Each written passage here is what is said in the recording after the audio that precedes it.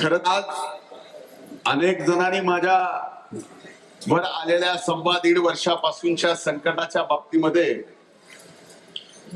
धोंडे साहेबांनी या ठिकाणी आठवण काढली. धोंडे साहेबांना आणि आपल्या सगळ्यांना मी या ठिकाणी जसं जन्माला आलोय तसं माझ्या पाठी संघर्ष.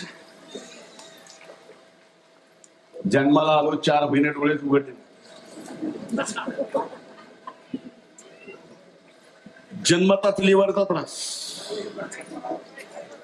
कसा वाचलो देव जाणे.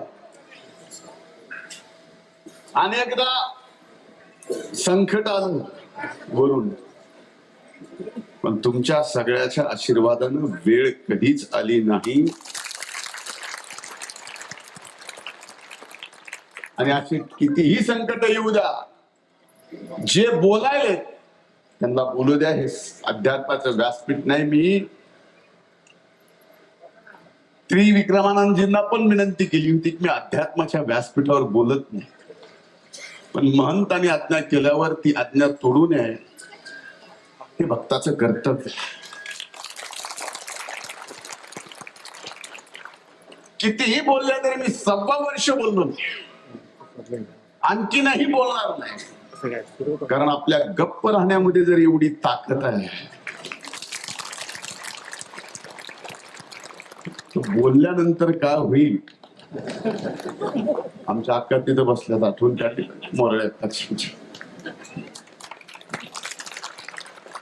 पण एकीकडे वेगळी चर्चा आपण पाहतोय. एका व्यक्तीच्या डोळ्यात 1.25 वर्ष माझ्यावर झालेले आघात, त्याचा रागही दिसत होता. आणि मी व्यवस्थित इथं आलोय याचा डोळ्यात आनंदही दिसत होता.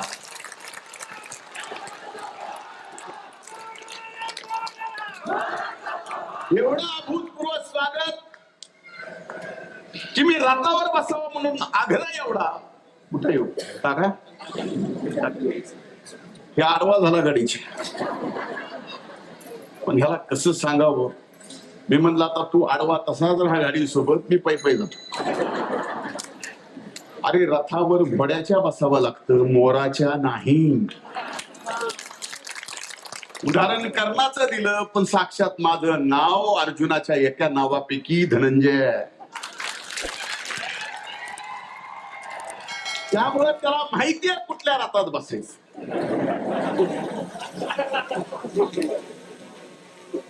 म्हणून काका आपली सगळ्यांची क्षमा मागतो की मी रथात बसलो.